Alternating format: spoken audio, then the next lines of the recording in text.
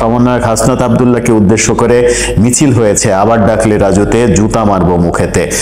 এই মিছিল যে সমন্বয়কদের জন্য এবং বৈষম্য বিরোধী আন্দোলনের জন্য কতটা অপমানজনক সেটা বুঝতে রকেট সায়েন্স বোঝার প্রয়োজন হয় না, খুব সহজেই বোঝা যায়।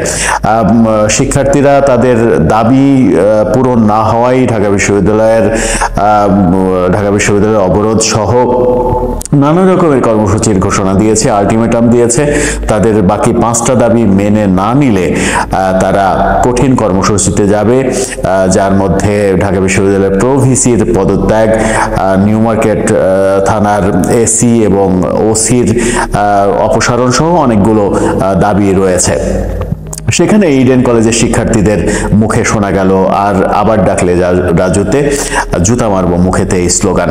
এবং এই স্লোগান যে সমন্বয়ক হাসনাত আব্দুল্লাহকে কেন্দ্র করেই দেওয়া হয়েছে সেটা খুব সহজে অনুমেয়। যখন এই স্লোগান হচ্ছে তখন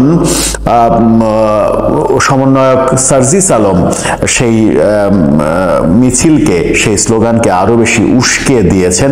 সেই উস্কে দেওয়ার কারণেই মূলত এই স্লোগান হয়েছে বলে অনেকে মনে করছেন। সার্জিস আলম গতকালকে যে ফেসবুক স্ট্যাটাস দিয়েছেন, সেই ফেসবুক স্ট্যাটাস 7 কলেজের শিক্ষার্থীদের জন্য চরম অপমানজনক এবং তাদেরকে আওয়ামী লীগের দোসর, আওয়ামী লীগের পান্ডা গুন্ডা এভাবে জাহির করার চেষ্টা করেছেন সার্জিস আলম। যে স্ট্যাটাস অনেক বেশি তুলকালাম কাণ্ড ঘটিয়ে দেবে বলে অনেকে মনে করছেন। সার্জিস আলম প্রথমেই লিখেছেন, আশেপাশে এমন বহুত শত্রু আছে যারা সুযোগ পেলে খুন করে ফেলবে, এইটা জানার পরেও মবের মধ্যে ঢুকে মারামারি থামানোর কথা বলতে হ্যাডাম লাগে। অন্য কেউ এই সাহস করে নাই, সাহস করেছে হাসনাত আব্দুল্লাহ। সাহসটা করার জন্য হাসনাতকে মাথায় তুলে ফেলতে হবে সেটা বলছি না, তবে ন্যূনতম অ্যাপ্রিসিয়েটটা অন্তত করতে শিখেন। হয়তো ফলাফল প্রত্যাশিত হয়নি, কিন্তু এর চেয়েও খারাপ কিছু হতে পারত। সবচেয়ে বড় কথা হচ্ছে উদ্দেশ্য সৎ ছিল। 7 কলেজের শিক্ষার্থীদের যে দাবি, মিছিল, আন্দোলন, সেটাকে মবের সাথে তুলনা করেছেন। সেটাকে মব হিসেবে সার্জিস আলম এবং আওয়ামী লীগের দোসর হিসেবে, কর্মকাণ্ড হিসেবে তিনি তুলনা করেছেন। মবের কথা যদি বলা হয় তাহলে মব কারা তৈরি করেছে? সুপ্রিম কোর্টে গিয়ে বিচারপতি অপসারণ সহ রাষ্ট্রপতি অপসারণ, 72-এর সংবিধান মুছে ফেলা, বিভিন্ন জায়গায় জোর করে এর অপসারণ ওর অপসারণ, শিক্ষকদের তার চেয়ার থেকে সরিয়ে ফেলা, এই যে 5 আগস্টের পরে যে মব তৈরি হয়েছে, সেই মব বৈষম্য বিরোধী ছাত্র আন্দোলনের নেতৃত্বাধীন সমন্বয়ক এবং সমর্থকদের দ্বারাই তৈরি হয়েছে, এটা অনেকে মনে করেন। সেই সার্জিস আলমই মবের দৃষ্টান্ত দিলেন।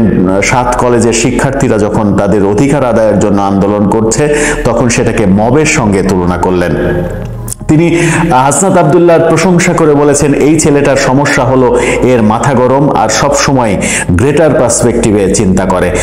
তিনি এক জায়গায় লিখেছেন, এই মাথা গরম খ্যাপা ছেলেটার দোষ হচ্ছে যখনই কোথাও অস্থিতিশীল অবস্থা দেখা দেয়, ষড়যন্ত্রের গন্ধ পাওয়া যায়, তখনই কোনো কিছু চিন্তা না করে সমাধানের জন্য ছুটে যায়, হোক সেটা ক্যাম্পাস, রাজপথ কিংবা অন্য কোথাও।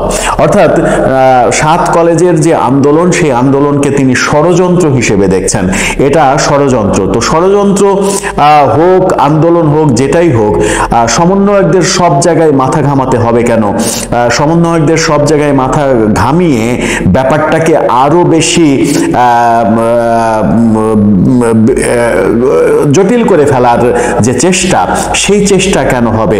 ব্যাপারটা জটিল ছিল, আরো জটিলতর করা যে কাজটা পুলিশের, আইন শৃঙ্খলা বাহিনীর, সেই কাজটা পুলিশকে, আইন শৃঙ্খলা বাহিনীকে করতে না দিয়ে সমন্বয়কদের মাঠে নেমে যেতে হবে। যে সমন্বয়ক আবার ছাত্র না, সেই সমন্বয়ক ছাত্রের সামনে যে নিজেকে জাহির করার চেষ্টা করবেন।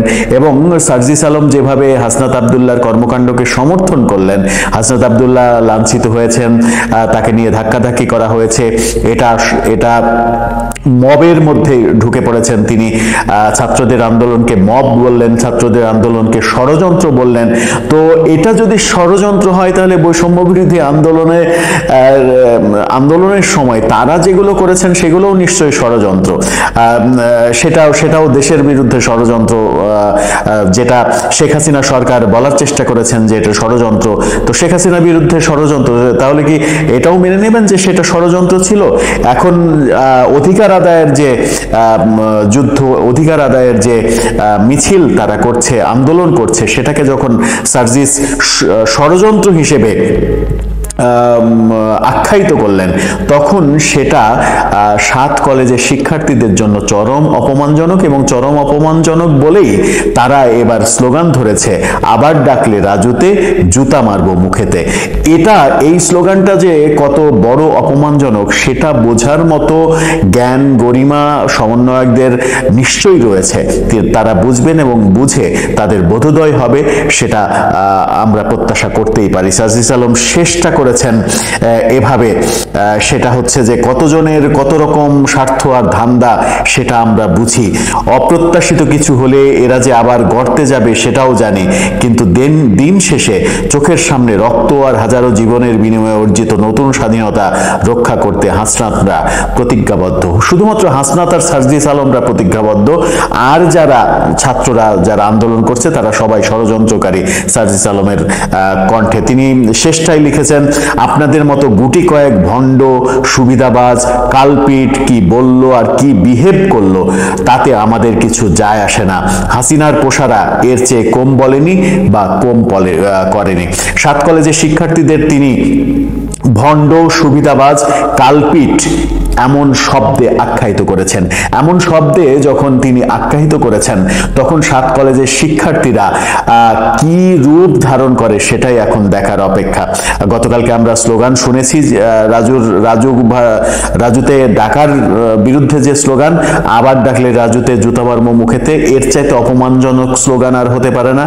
এর পরেও এর চাইতেও বেশি কিছু হয়তো হতে পারে। সার্জিস যেভাবে ব্যাপারটাকে আরো উস্কে দিয়েছেন, তিনি শেষটাতে বলার চেষ্টা করেছেন, মিনিমাম কমন সেন্স থাকলে বোঝা উচিত কারা করছে, কেন করছে।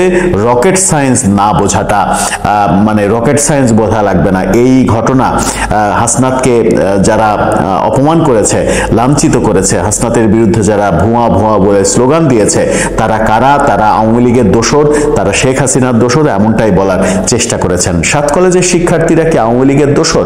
তারা কি আওয়ামী লীগ হয়ে আন্দোলনে অংশগ্রহণ করেছে? এটা কি আওয়ামী লীগের এজেন্ডা বাস্তবায়ন করতে এসেছে?